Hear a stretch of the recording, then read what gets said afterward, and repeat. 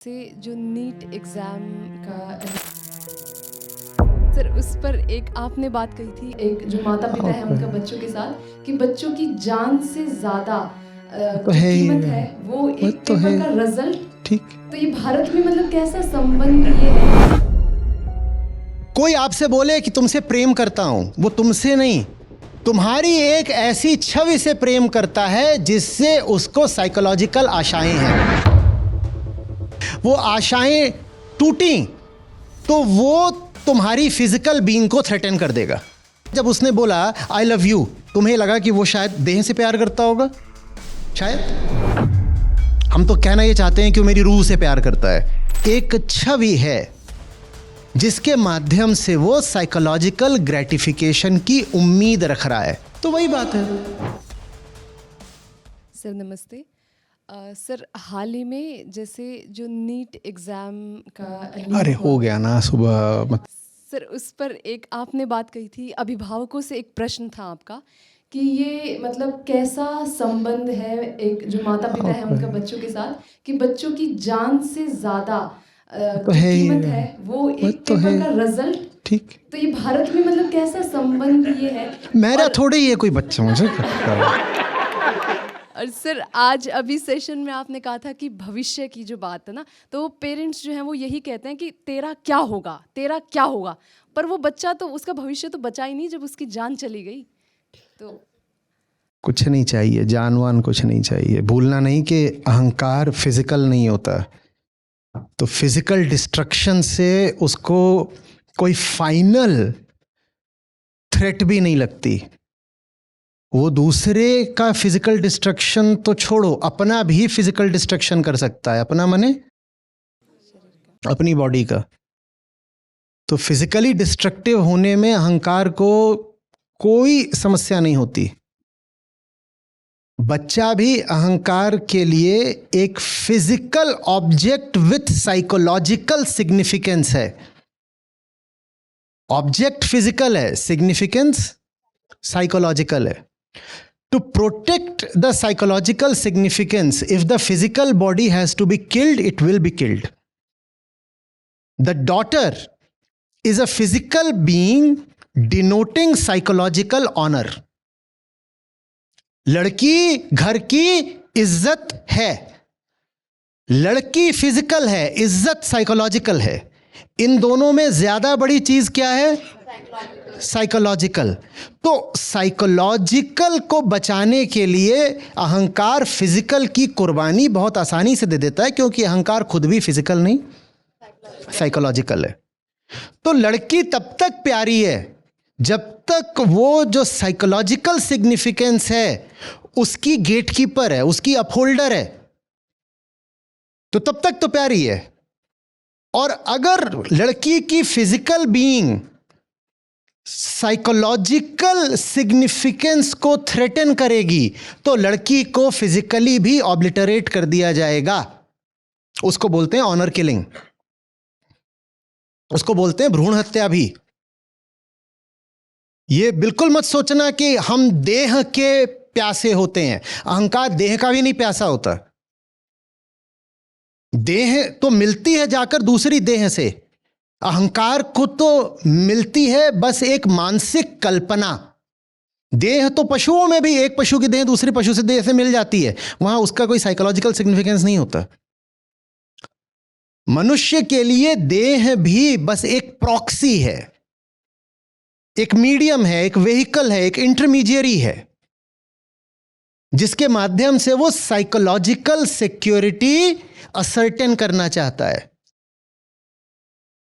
ये मैं इतनी अंग्रेजी क्यों बोलने लग गया?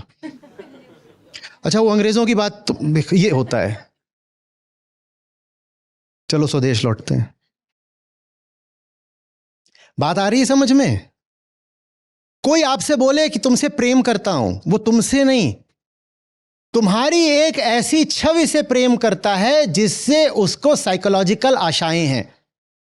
और अगर उसकी वो साइकोलॉजिकल माने मानसिक, मनोवैज्ञानिक वो आशाएं टूटी तो वो तुम्हारी फिजिकल बीइंग को थ्रेटन कर देगा।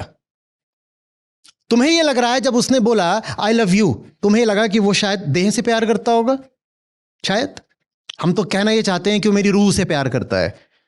हमारी आत्म प्रवंचना का कोई अंत नहीं है। किसी से जाके पूछो, उसको बोलो कि भाई उसे तेरी देह चाहिए, तो बोले नहीं नहीं नहीं, उसे मेरी आत्मा से प्यार है। तेरी आत्मा क्या क्या करती है? गुलाब जल है क्या है? तेरी आत्मा इतनी क्यों? वो तेरी आत्मा के पीछे पड़ा, कुछ नहीं। सच बात तो यह है कि आत्मा छोड़ो, वो तुम्हारी देह से भी प्यार नहीं करता है। देह भी काट देगा।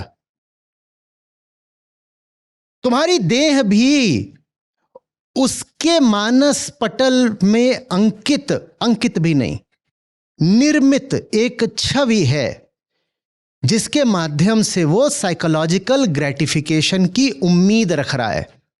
अगर वो साइकोलॉजिकल ग्रेटिफिकेशन नहीं मिला तो तुम्हारा फिजिकल एलिमिनेशन भी हो जाएगा, क्योंकि उसे आत्मा तो छोड़ दो, तुम्हारी देह भी नहीं चाहिए। अहंकार आत्मिक तो है ही नहीं, भौतिक भी नहीं है। याद रखना, ये फंडामेंटल प्रिंसिपल्स हैं। किसका सवाल था? सवाल क्या था? कौन था? क्या पूछा गया था? हाँ, माँ बाप और बच्चे। तो वही बात है।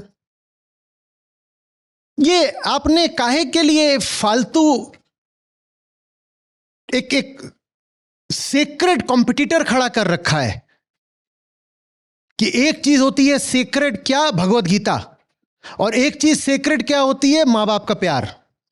और कईयों से पूछा जाए कि इन दोनों में ज्यादा सेक्रेड क्या है तुम्हारे लिए, तो वो बेचारे वो ठिठक जाएंगे। कईयों से आप जाके पूछोगे, तेरी माँ का नाम है नीता और इधर रखी है गीता, बता नीता और गीता में किसको चुनेगा? वो फंस जाएगा बेचारा, क्योंकि उसके सामने ये दोनों ही बातें एकदम सेक्रेडनेस के शिखर की तरह रख दी गई हैं। बच्चा छोटा जैसे, और मां को भी बड़ी समस्या हो जाएगी। आप नीता जी हैं, बड़ी समस्या हो जाएगी कि मैं कैसे मान लूं कि गीता मुझसे ज्यादा बड़ी है। आप माँ के पास जाएं, माँ के पास बच्चा है, उससे कहें कि बच्चे को छोड़ दो और उसे भगवत गीता की ओर आने दो, माँ को समस्या हो जाएगी। ये हमने क्या कर रखा है? ये क्या फिजूल चीज है? ये हमने ट्रुथ को एक कॉम्पिटिटर असाइन कर रखा है, सत्य को एक प्रतिस्पर्धी दे रखा है हमने। किसने दे रखा है? माँ बाप नहीं दे रखा, और कौन देगा? सत्य तो आएगा नहीं बोलने कि माँ बाप भी मेरी तुलना की चीज है। गीता में तो कभी आएगी नहीं बोलने। ये माँ बाप ने ही चला रखा है।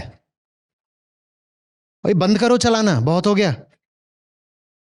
अपना कुछ पता नहीं, जिंदगी जानते नहीं, ऐसे ही कुछ नहीं बच्चा पैदा कर दिया, और पैदा कर भी क्या दिया, वो हो गया। हम अच्छे से जानते हैं ज्यादातर प्रेगनेंसीज अनप्लान्ड होती हैं, और जो प्लान्ड भी होती हैं उनमें प्लानिंग पता नहीं किस आधार पे होती है, बड़ी जबरदस्त आधार होते हैं। एक साधारण सी चीज है प्रेगनेंसी, जैसे खाना, जैसे पीना।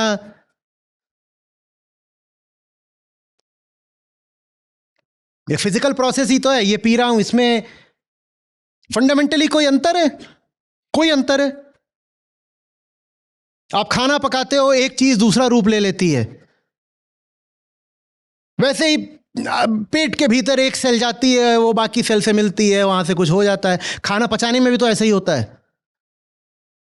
फ्रिज में दही रखते हो, दूध रखा था, एक बूंद बस डाली, एक बूंद डाली, और वो क्या दही बन गया पूरा। तो प्रेगनेंसी और कैसी चीज होती है? यही तो होती है, एक बूंद गई और दही जम गई।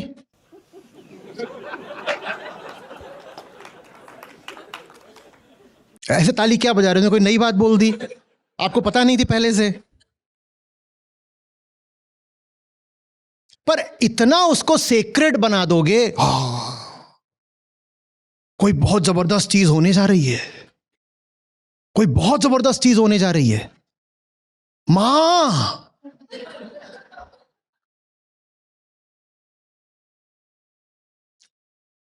अब बेचारी जो 25 पार गई हैं, 28 पार कर गई हैं, 30-20 पहुंची, उनकी बिल्कुल सांस नहीं ली आ रही, गला अटका हुआ है यहां पे कि मां कब बनूंगी।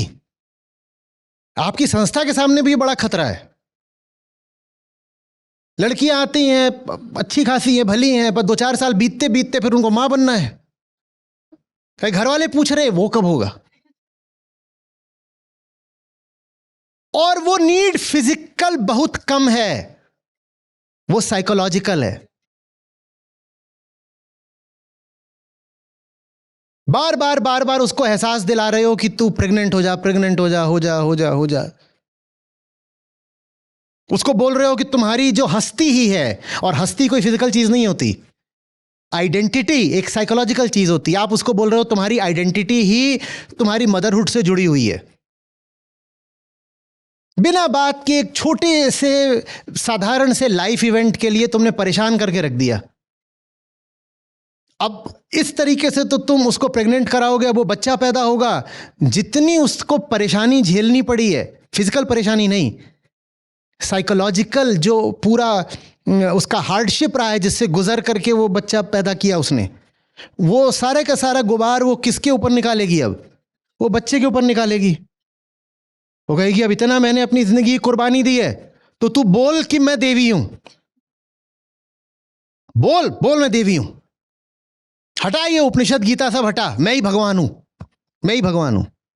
और मां बोले तो बोले कि मैं देवी हूं। ये बाप कहां से निकल आता है? तूने तो कुछ किया भी नहीं, तेरा तो रोल भी 0.1% का, वो भी कूद के खड़ा हो जाता है, मैं देवता हूं, मैं परमात्मा हूं तेरा, मेरे पांव छू। बापों का तो कहीं से कोई हक नहीं बनता बच्चे पे चढ़ने का। बाप लोग हाथ खड़े करें, तुम्हारा क्या रोल है?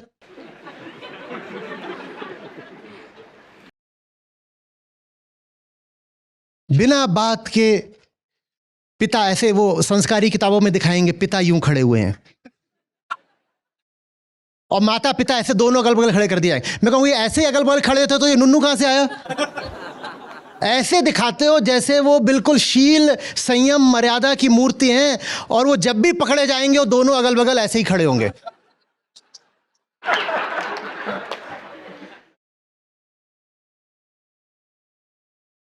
बुरा लग रहा है? बुरा लग रहा है? हाँ, माँ बाप तो ईश्वर समान होते हैं, ये दुराचार्य कितना गलत काम कर रहा है। सत्य सत्य होता है और सत्य का कोई प्रतिद्वंदी नहीं होता, मां हो कि बाप हो कि कोई हो। ठीक है, बुरा अगर लग रहा है तो ये आपके अहंकार की बात है। गीता के सामने ना मीता खड़ी होगी ना सुनीता खड़ी होगी। मेरी यहां जितनी भी महिलाएं बैठी हैं चाइल्ड बियरिंग एज की, उनसे आग्रह है इस चीज को अपनी आइडेंटिटी का हिस्सा मत बनने देना। तुम इंसान हो, तुम्हारे साथ एक झुन्नू चल रहा है, छोटा नहीं चल रहा है, इससे कोई फर्क नहीं पड़ता। चल भी रहा है तो कोई बड़ी बात नहीं हो गई, नहीं भी चल रहा है तो कोई बड़ी बात नहीं हो गई। ये सारी बातें ना कि माँ की छाती, माँ का दूध, गोद भरी होनी चाहिए, ये कुछ नहीं है। ये बहुत पिछड़ी हुई बातें हैं जिनका सच्चाई से कोई लेना देना नहीं है।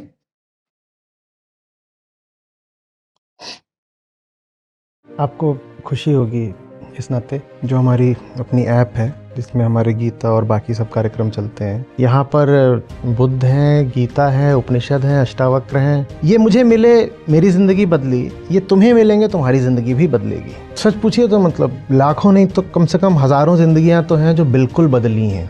2 लाख से अधिक गीता प्रतिभागियों के साथ जुड़े आचार्य प्रशांत ऐप पर पहला महीना बिल्कुल फ्री गीता मिशन का पूरा एक्सेस। ऐप पर आपको मिलेंगे नियमित लाइव सत्र, हर दिन आचार्य प्रशांत के विशेष संवाद, गीता कम्युनिटी का एक्सेस, गीता परीक्षा, चयनित समाचार, ऑडियो बुक्स, कोट्स और भी बहुत कुछ।